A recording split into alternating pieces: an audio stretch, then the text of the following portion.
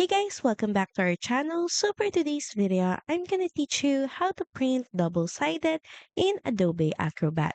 So first head over and launch Adobe Acrobat and start by opening the file that you would like to print.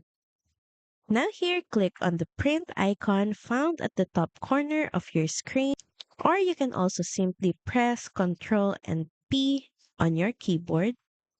And here the print window will then pop up. Start by choosing your printer device or print layout. You can print Adobe at PDF or Microsoft Print to PDF.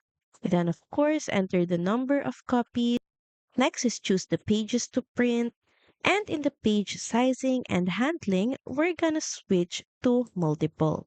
And that lets us print double-sided.